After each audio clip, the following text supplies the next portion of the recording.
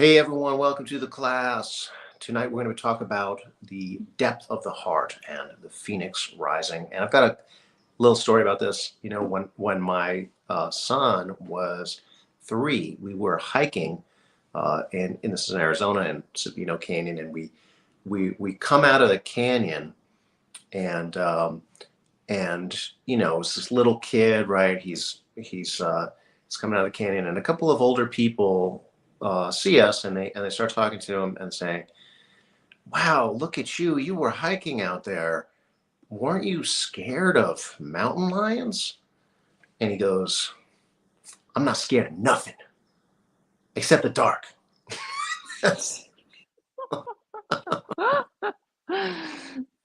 So as to how that connects to So the depth of the cute. heart, we'll explore that during this, among other topics, in this class.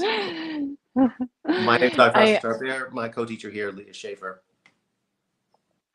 Hello everyone. Welcome, welcome. We love that you're here. Those of you that are here live or watching afterward.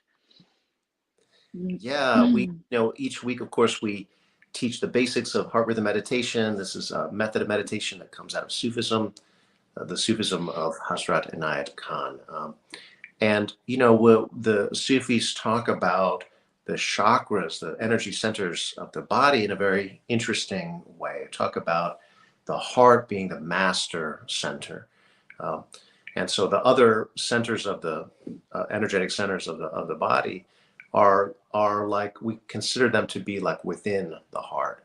And the solar plexus in particular is a center of power, of discipline, willpower. And it's also the depth of the heart where we feel really deep emotions, like when something just hits you right in that center, right in the gut, kind of, Yeah. and, you feel it so deeply. Sometimes it even aches there, right? So the solar plexus is right at the base of the rib cage. Uh, so it's a little bit lower than the physical heart, right? It's down here. It's more like what we call the core. So that's interesting, right? Because we need Yeah. that. Those muscles keep us upright, right? Without that, we cannot, be upright. So that's a very important kind of centrally located, uh, you know, energetic center. And it's funny to me that it's like this center like full of power and vulnerability all at the same time. It's below the rib cage, so on your body, it's like, the rib cage kind of goes like this, and it's kind of like right underneath there where you feel like all your anxiety and like where yeah, like where you feel like you've been punched in the gut or something, or the wind would get knocked out of you if you did Totally. get hit there. I got hit there once with a football. Uh and I couldn't breathe. Um but, but the wind gets knocked out of you with it, and that's kind of like when the depth of your heart gets knocked. It's like you feel it there, and it's like the life gets knocked out of you. And so it's just fascinating to me that like in true mystical form, that it's like embodying complete opposites, just like all the good mystical and also uh philosophy, Yeah, embodying like both opposites at one time. that's a really good point. And how often is it the case that our strengths and what we might consider weaknesses or vulnerabilities are, really intimately connected, that they come from the same kind of place, the same qualities. Uh, so it's, Yeah, I think that the story you told to Asatar is so funny. So when he first told me this story about his son, he elaborated because he's like, when you say that you're scared of the dark, it's like kind of like saying you're scared of everything you can't see, and like that's a lot. It's like a big thing to be that's scared a of. lot to, yeah, it's not just one thing, that's a lot of, you're basically scared of everything, I mean, it's not, Yeah.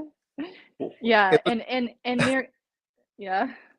it was funny And too there because he and wasn't like a really tough kid, he's always like a very sensitive, very sweet kid. It's not the kind of kid who goes around bragging about stuff like this. and then to So hear him funny. all of a sudden talk so tough, and then just weaken it completely, like the last thing he said. It's very Like, honest though, very, very honest. so honest, you know. I took him aside and I'm like, listen, next time you say that, just leave off the part about the dark. People don't need to know that, you know, just leave that out. And he goes, oh, okay, thanks, Pops. You know, like he was like Oh, really, okay, he yeah. appreciated the notes, you know, like, thanks, I'll It's do so that. funny. It's so funny. And so well, and I've been reading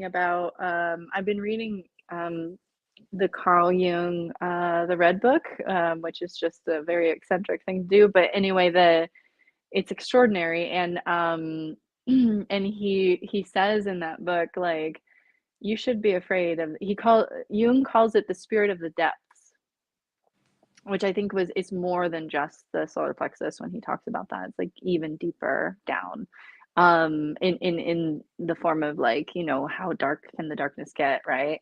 And he's like, it is wise to be afraid of that. Like, it's actual wisdom, to be afraid of that. And I struggle a lot with myself in the sense of, like, the depths that I have experienced in my life, and then also with my spiritual practices, like the level of depth or the level of darkness that I might come across over time. Hmm. And this finding of, like, what's the answer to that, what's the resolution to that, has perplexed me and created so much depth of despair, like, and depth of fear and all of these things. And recently it's been about like reattuning to that light, or in this case, like the light of truth, is a good way to kind of phrase it. But Right. whole, in our spiritual tradition, there's a quote from Hazrat Naya Khan that says, the star of the divine light, is reflected in the heart of the devotees. And there's this, like, but it's like the star of the divine light is the star of the, um the divinity itself. Like, it's like a Mm. bigger star than just my individual self. It's a bigger star than that. And so it's like the truth is like that. The truth is very much like this light, that is beyond what I can even conceive. And Mm. that's like when we're really, Asatars and I will go into this more, but it's like when we really start to access that light, that's when, even when we're in the darkness, that it's like, I don't know if the word safe is right, but it is having that light, and that light does matter and does permeate through the darkness, kind of waking up anything that needs the reawakening. Yeah. And also, I think about how this center really connects us to that quality of truth, you know, and I think that can be helpful when fears come up. And we have to just acknowledge, look, we're human beings. I mean, fear is going to be there, right? Fear is something that's within us, right? So, you know, we want to be able to work with that, be able to confront that, right? And but fear is also an illusion, right? So connecting to that deep truth allows us to, you know, sift out, right, what is true and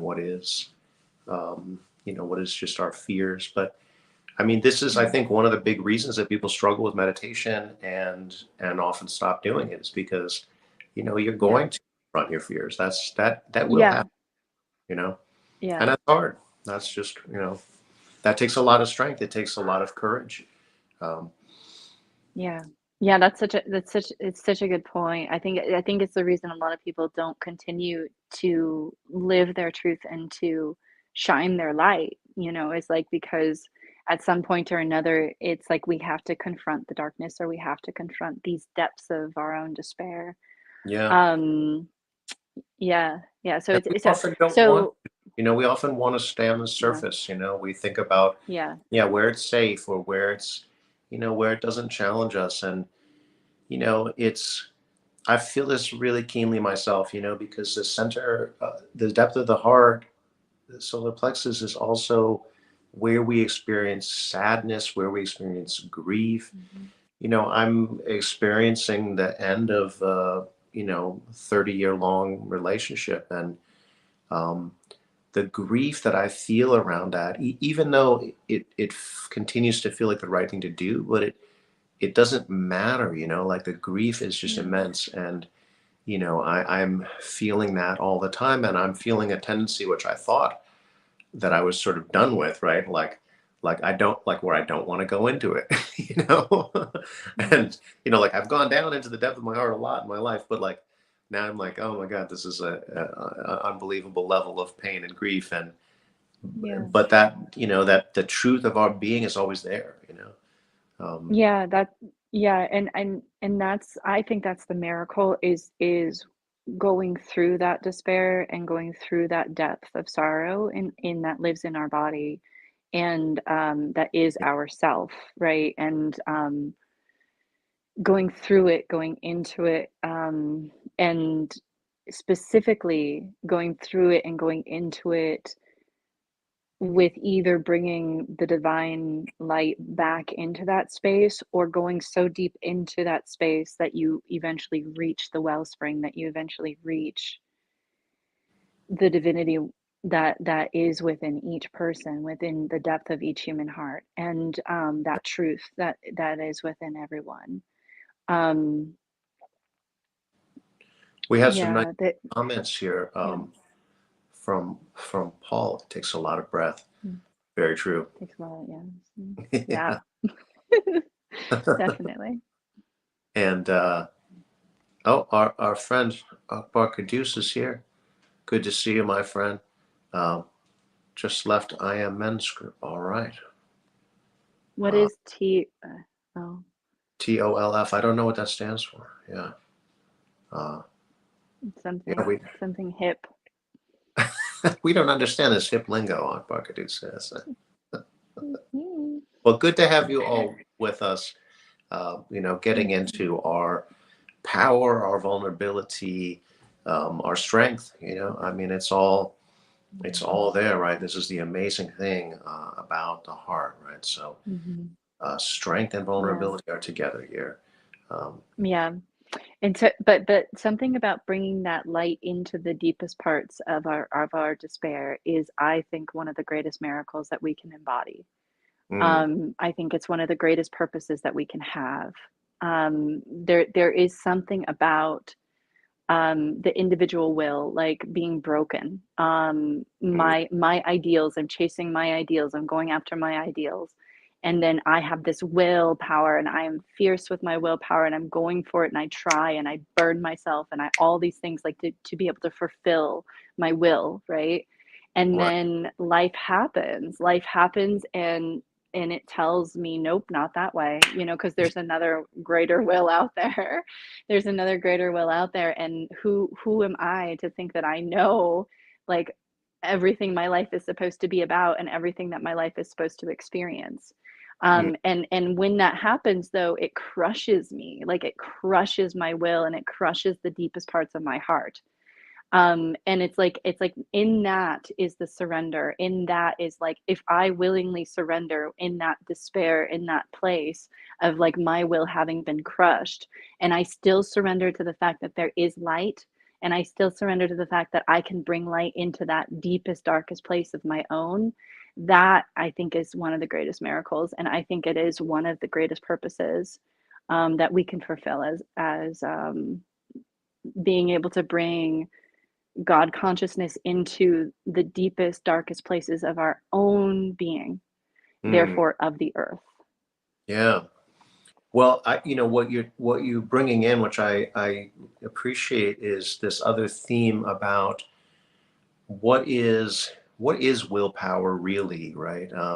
And what part of that is us individual, the small self, and what part of that is the universe, Yeah. the power coming through us, Right. and that is a journey, a journey of unfolding, just to understand. Like first, we have to understand, well, what is our personal power, um, Yeah.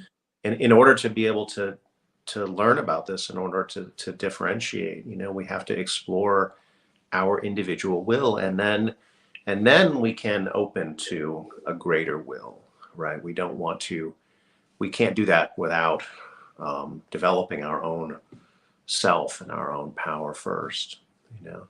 Yeah.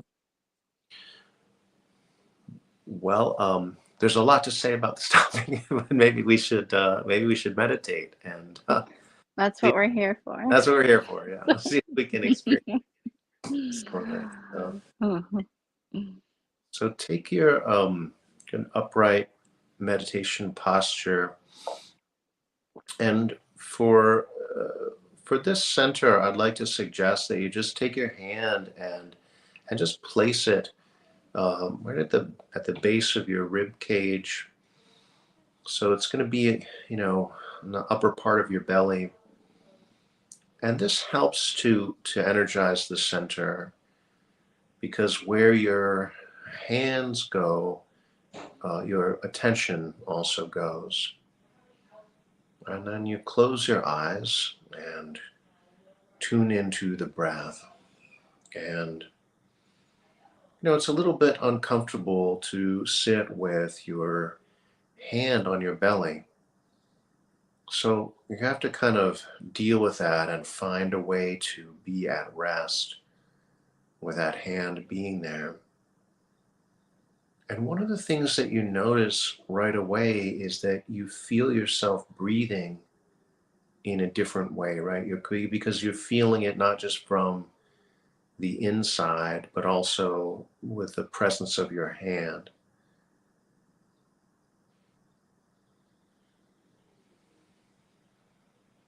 So, our rhythm meditation, we want to really work on perfecting the breath.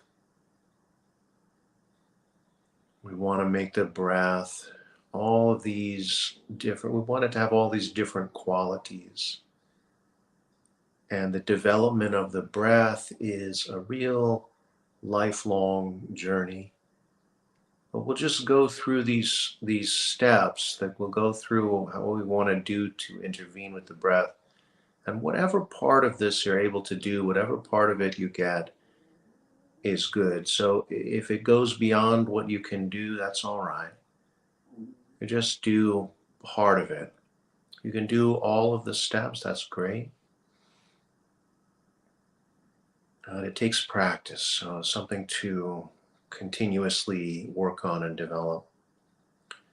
So the first thing we want to do is to make the breath deep, and that means to allow the belly to expand as we breathe in and to contract as we breathe out. So we're changing the breath from how our breath is commonly up in the chest to breathing abdominally, breathing deep in the belly.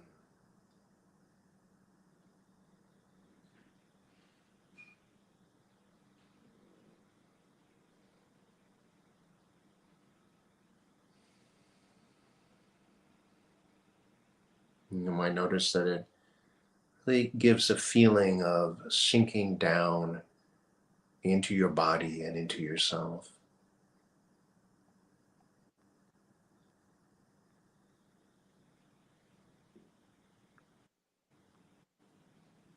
We'd also like to make the breath slow so that one breath takes a longer amount of time than our normal breathing pattern. Our normal unconscious breath is perhaps 20 or 25 breaths a minute. So just watch your breath, pay attention to it, and just extend your exhalation so you're breathing out longer, and extend your inhalation so you're breathing in longer.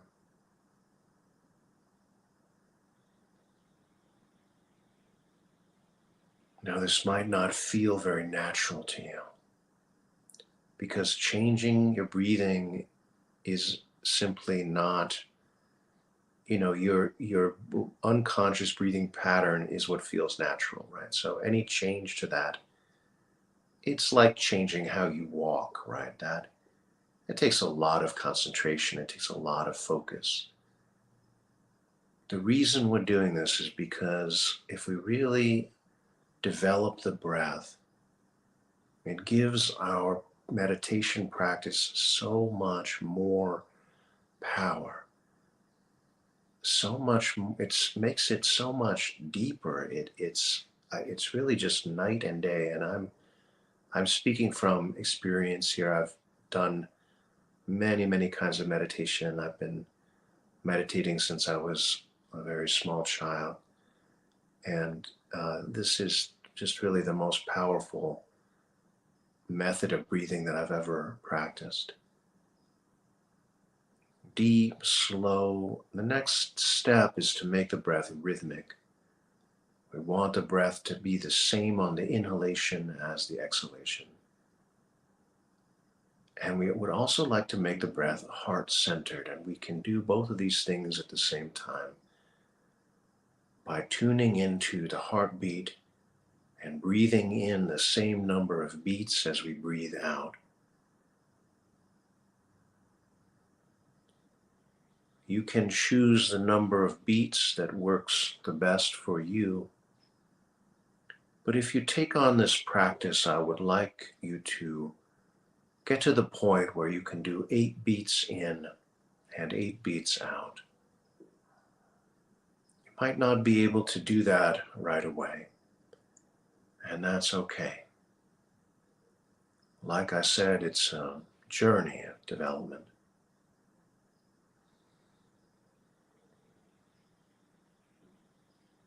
Now focus the breath as you feel your heartbeat and you breathe rhythmically.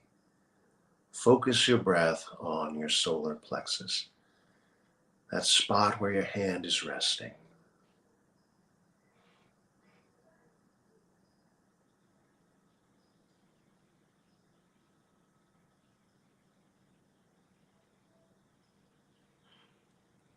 Feel the breath coming into your solar plexus and creating warmth and energy like you're blowing on the coals of a fire.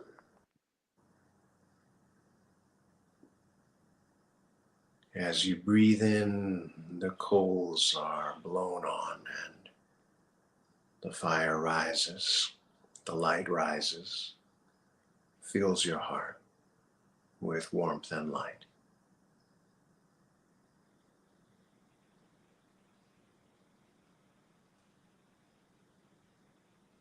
And on the exhalation, focus on going down deep, deep, deep into your heart.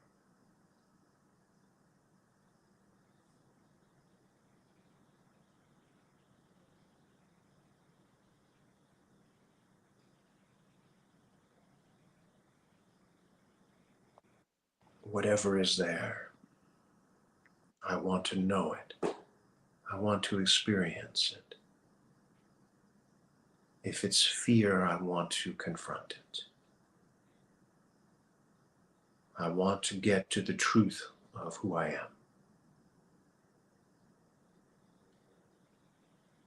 Perhaps that's an attitude that helps you as you practice this.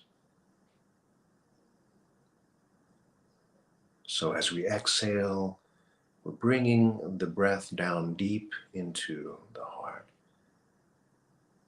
And as we inhale, we're rising as the warmth and light rises as we blow on the coals.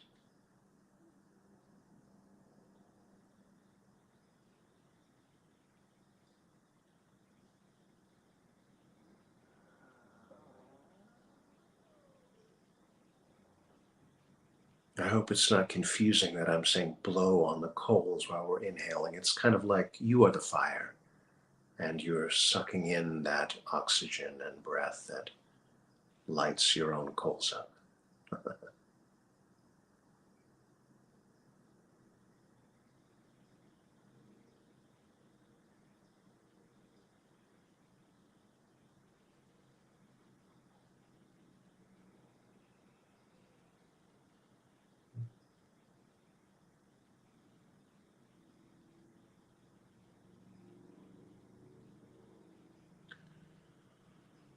I will share with you that for myself, the amount of pain that I'm in, the grief that I'm in, So it's so much that I often want to avoid it. I want to distract myself. I want to do anything but experience that pain, that sorrow, that grief.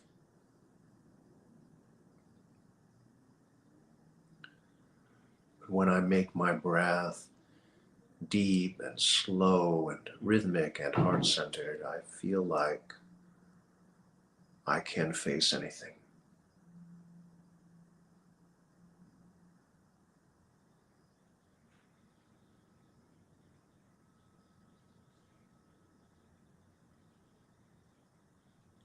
And the final step of this practice is to really work on making the breath full, to really engage the abdominal muscles as you breathe out. Squeeze out all of the breath. Breathe out much more than you used to breathing out. And then as you breathe in, you expand the belly, expand the ribs, allow the breath to go all the way up into the chest. So now we are combining deep breathing with chest breathing or thoracic breathing so that the entire breathing mechanism, the entire apparatus is being used all the way from your pelvis to your collarbone.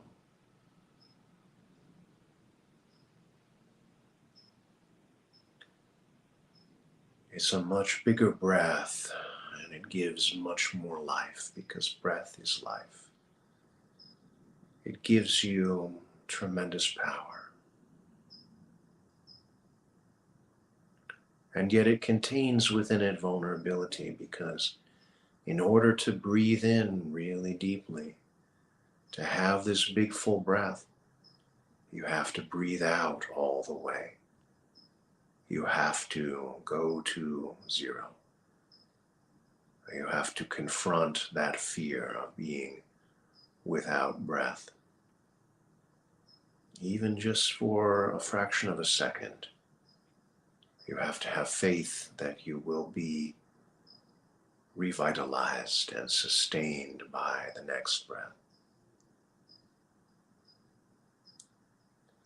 And that is a really good exercise spiritually, and it's a great metaphor for the depth of the heart, the power and the vulnerability that is there.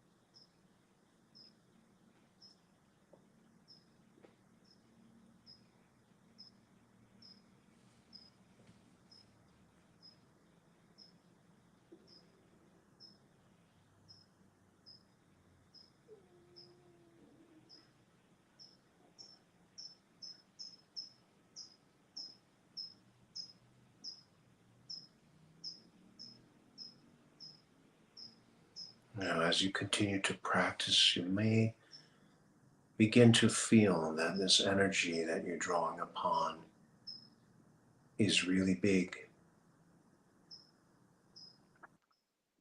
but it goes way beyond just you.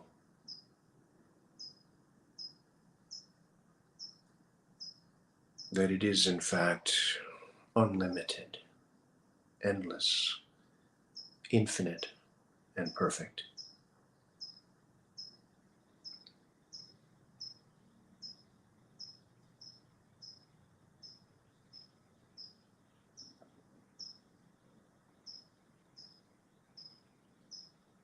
And this is, of course, an experience we'd like to cultivate in meditation.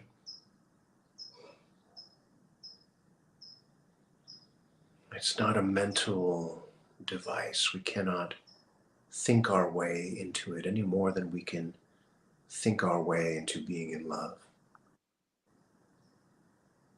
It is a state that opens to us.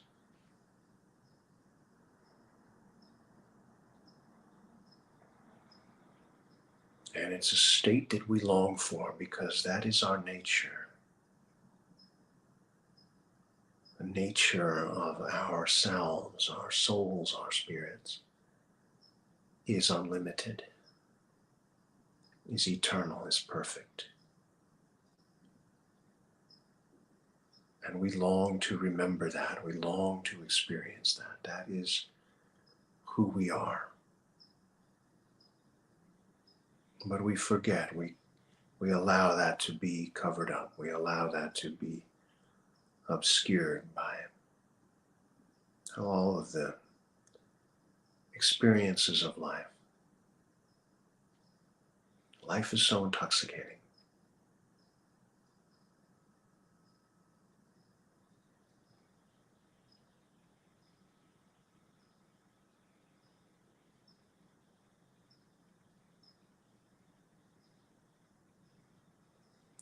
All right, let's take a final breath and we'll draw our meditation to a close.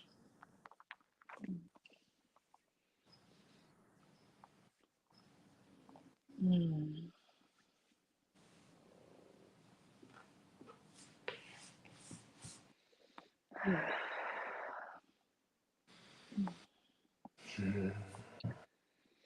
Mm.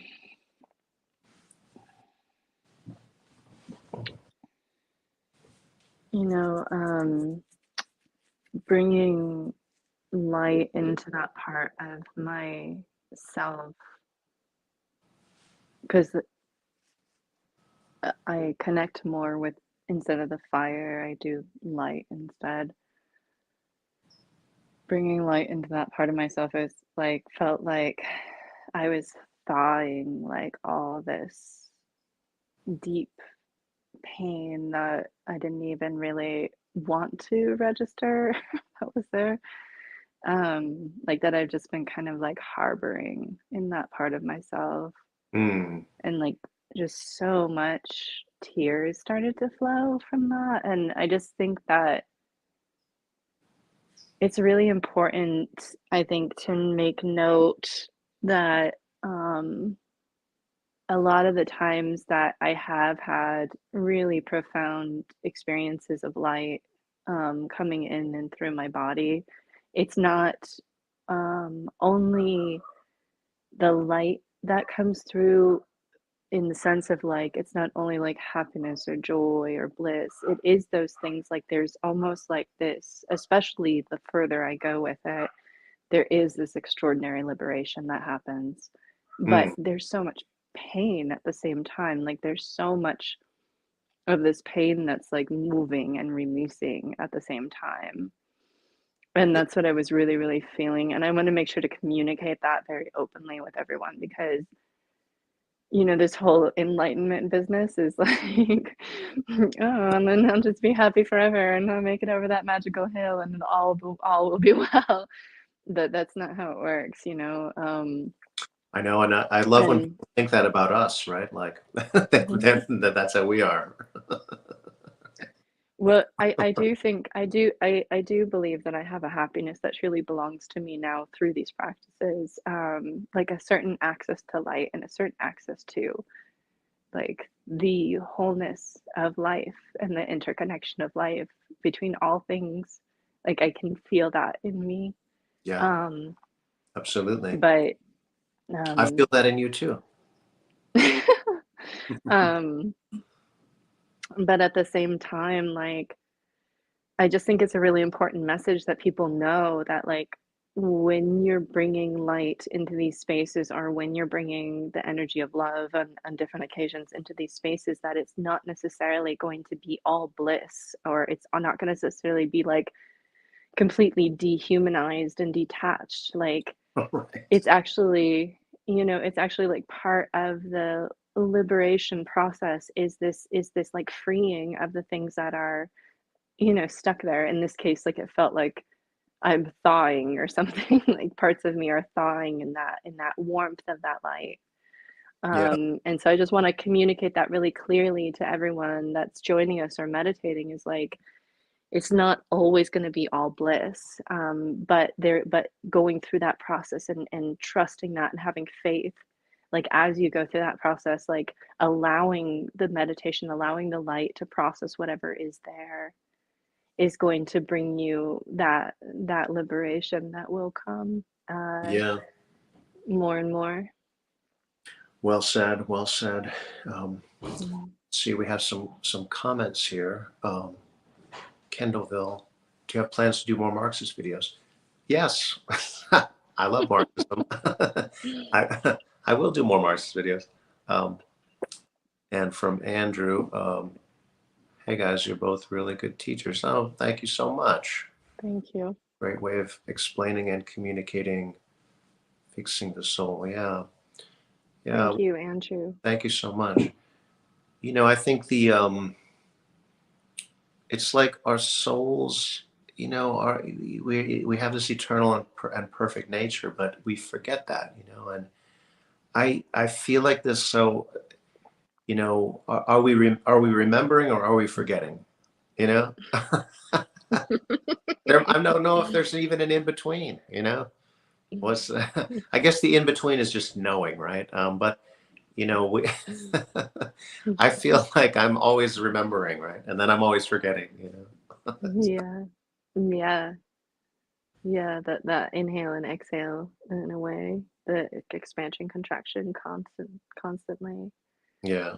Uh, yeah, Because this is what yeah. happens, right? We get in touch with a deep truth about ourselves. And, one of the signs of this kind of truth is it just feels so clear and so obvious, like, yes, right? I've always known that on some level, right? But here it is clear and that feels really good. Mm. And then, of course, you Mm. forget all about it later, right?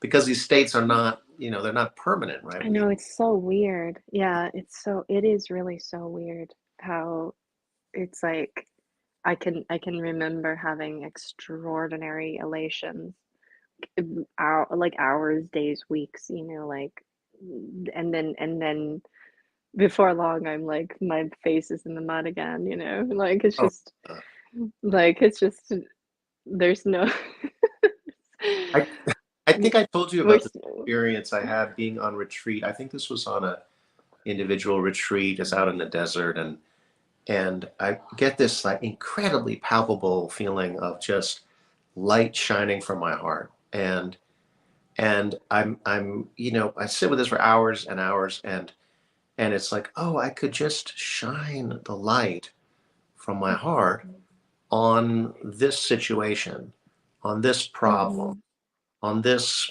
person, on this relationship, like I could shine, mhm. different kinds of light, and I'm like, wow. And I can feel it working already, right? It's like whatever I think about. Yeah.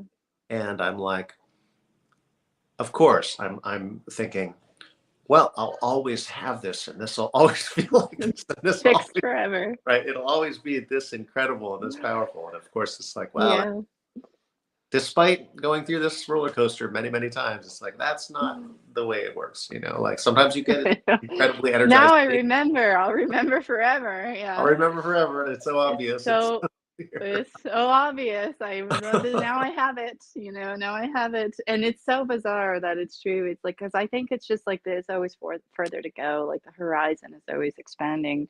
Yeah. And I also think it's really important, like when we talk about these things, I hope that those that are listening like know that I'm not saying any of this to try to be boastful. I just I think it's really important that you know that you don't have to be perfect in order to experience unity consciousness and in order to experience your truth and the light that's Right. inside of you. Like you're worthy right now. Like exactly who you are, you're already worthy of these experiences and of your own knowing of your own truth.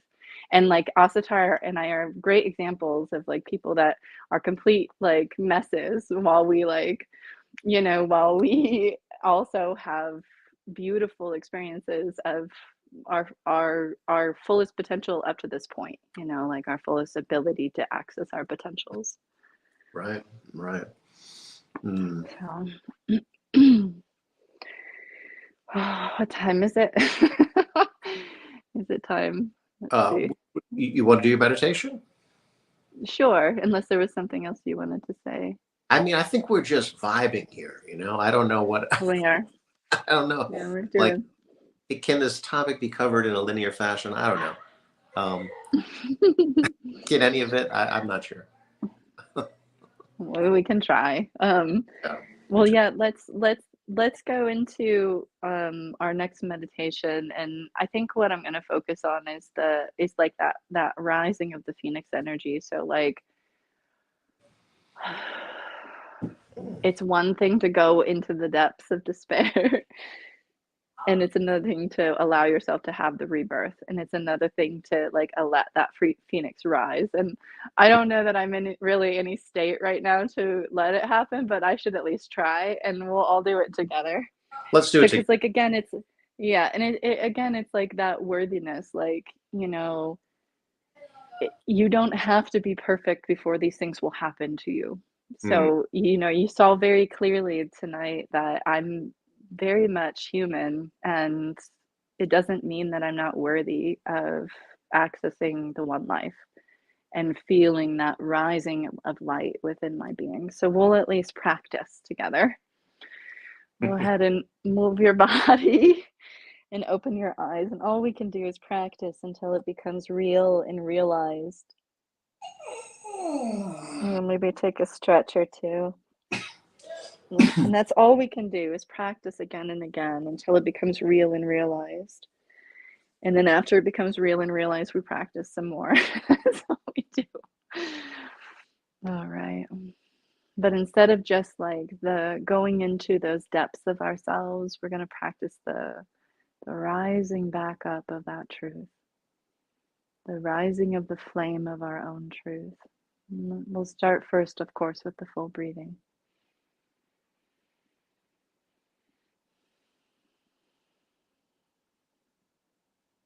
So full breathing in and full breathing out, low and slow, all the way to the depths of you, all the way to the depths of your spine, of your abdomen.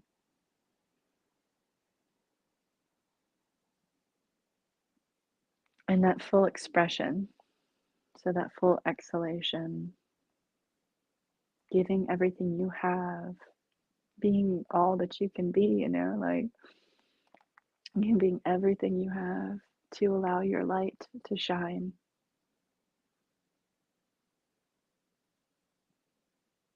Like don't spare yourself.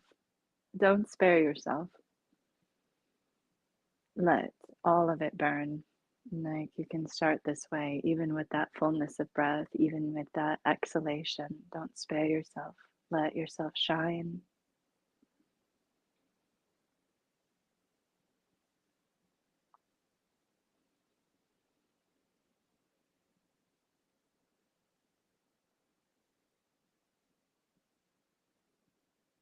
Find your depths. Find that depth of your heart. Find your solar plexus. Find your core.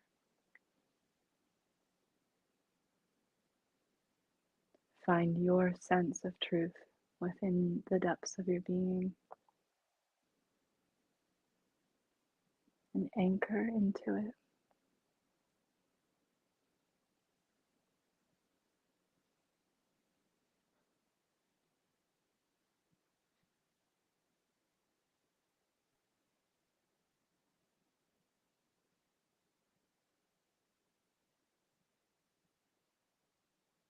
And just kind of sit there for a moment.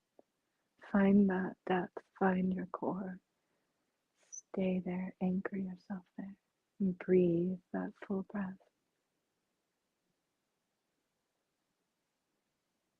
Breathing into the fullest of your capacity and out to the fullest of your expression.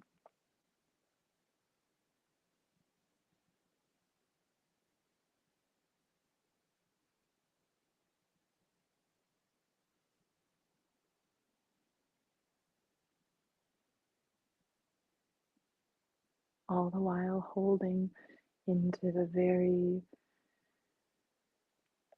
pit of your stomach that leads to the core of yourself, the truth of yourself.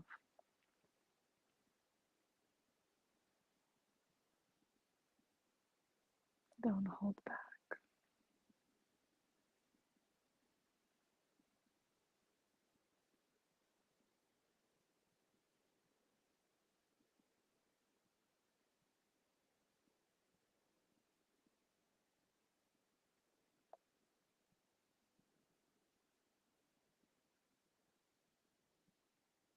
And let's start with the fire breath. So inhaling through a slightly opened up mouth and exhaling out your nose, breathing full deep breath and practicing breathing in rhythm with your heartbeat.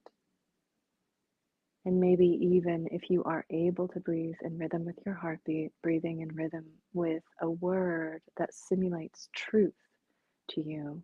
So it could be the word truth in English, or it could be a different word that means that in any language that you choose, or something that means light, but that really hits home for you. Placing that word on your heartbeat, breathing in rhythm with your heartbeat, breathing in rhythm with this word.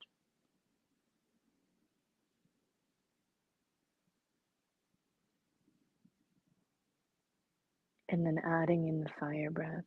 So in through your mouth, slightly opened up mouth, and out through your nose.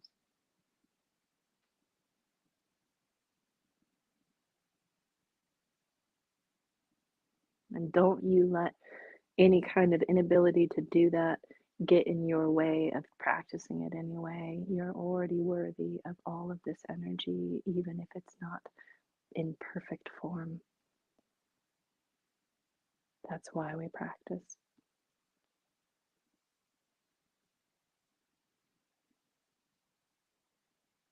In a certain way, truth is beyond right and wrong. Truth is way beyond those things. So whether you think that you're right or that you're wrong, even in this moment, in this practice, that is your head. I want you to go all the way to the depths of your light. I want you to feel your truth. And their truth is beyond those things.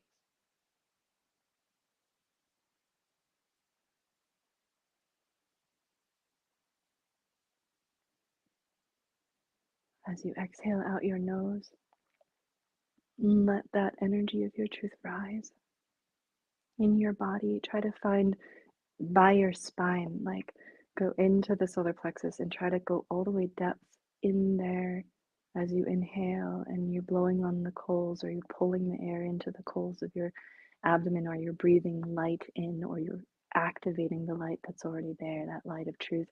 But go all the way to your spine.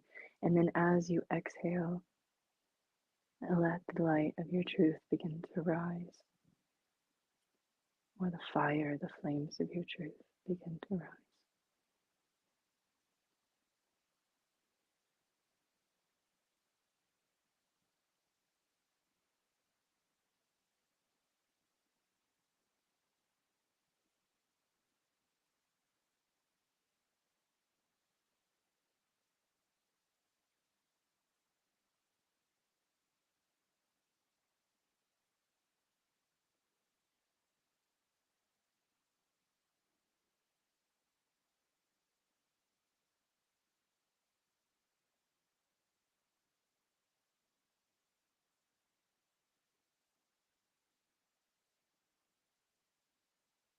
Your core is already there. The light is already there, hidden under thousands of veils, hidden under our persona, hidden under our illusions of separation, our illusions of unworthiness.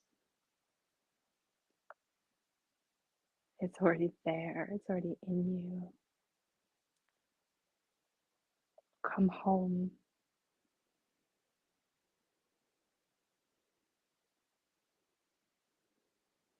And then once you touch that space, let it rise up on the exhalation, exhaling out the nose. Let it rise up, lifting up like the natural flame.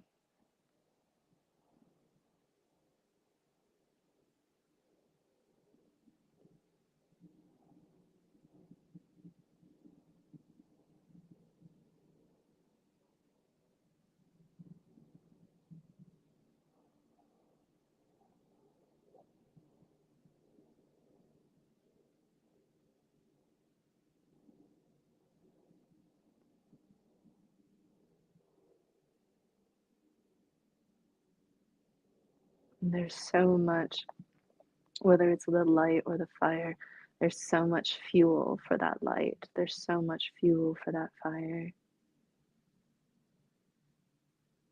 Let it burn through anything and everything that you know is good kindling, that you know is steeped in illusion and steeped in separation, steeped in doubt, darkness. Burn it all. Give it to the flames. Give it to the light of truth.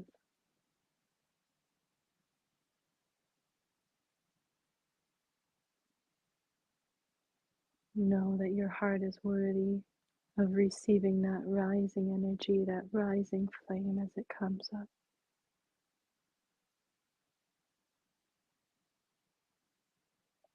helping you embody your truth more fully.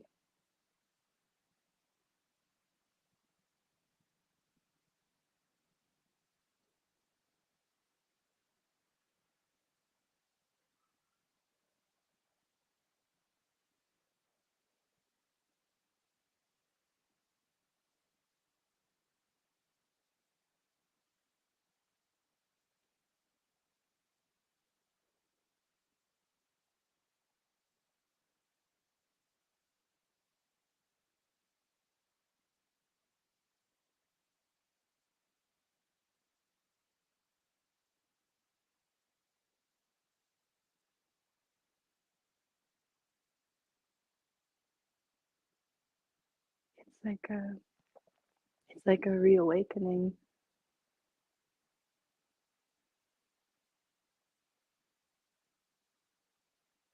when you let the light within you, the truth within you, when you give it this much attention, when you give it this much presence, and you let it rise. And you let yourself, instead of snuffing the flame, you make it bigger.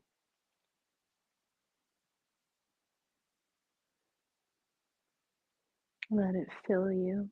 Let it fill your heart.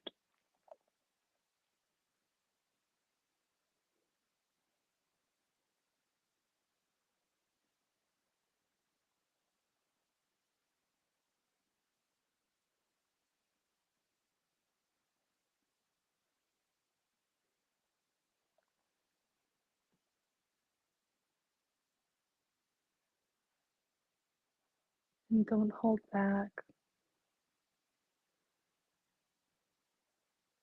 One of the greatest gifts that we can give to the universe is our willing surrender to allow the universal energies to be fully present in the very depths and the very core of our being.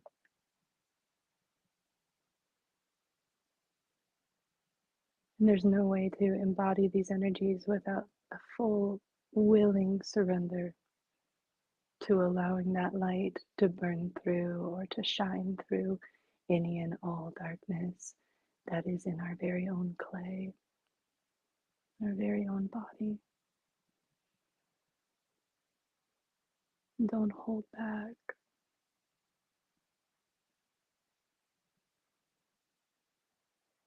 You're already worthy. You're already enough.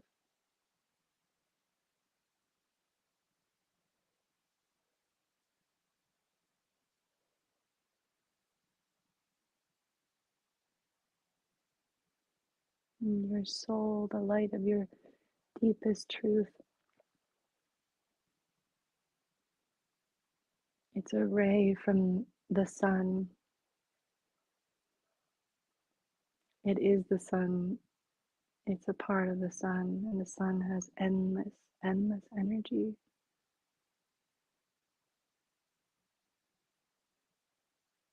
Let that endless energy move through you more.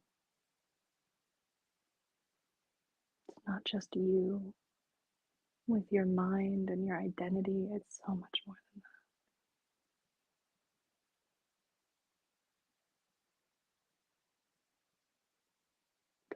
that. Don't resist it.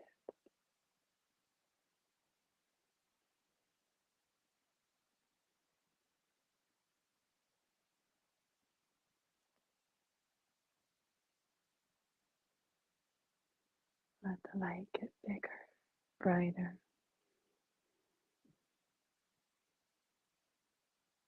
and let it rise.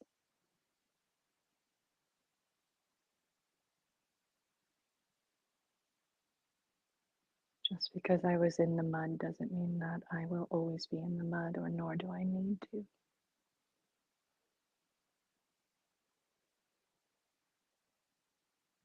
Just because I was in the mud doesn't mean I am not the light, that I'm not the truth.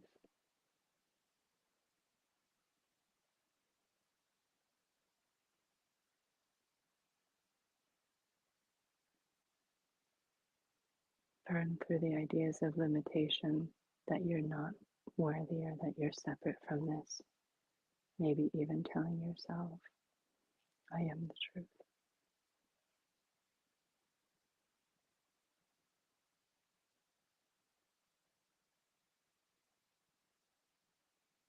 You're worthy right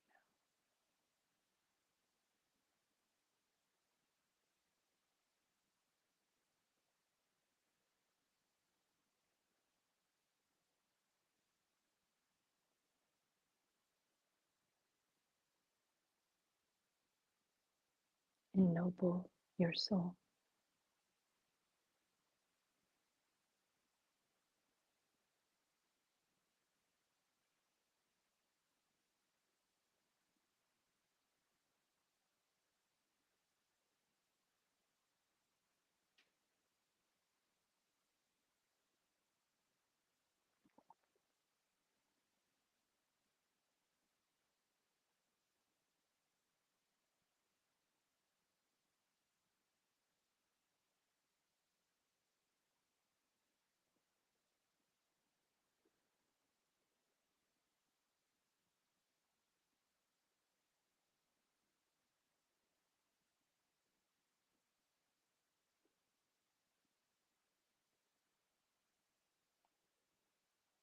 So one of the greatest gifts we can give is this practice we've just done.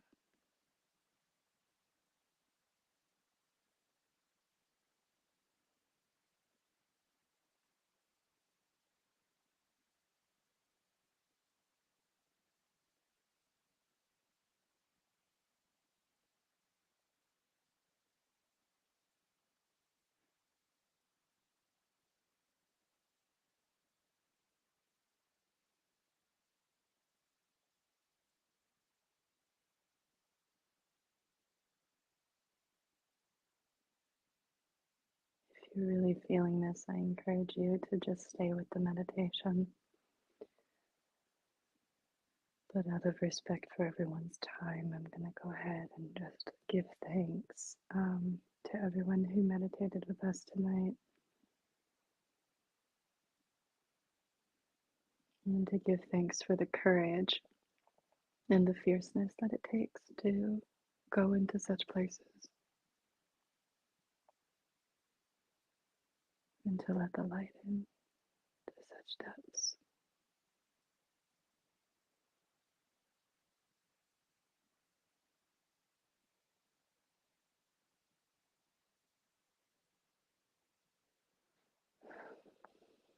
Thank you for meditating. Thank you for practicing.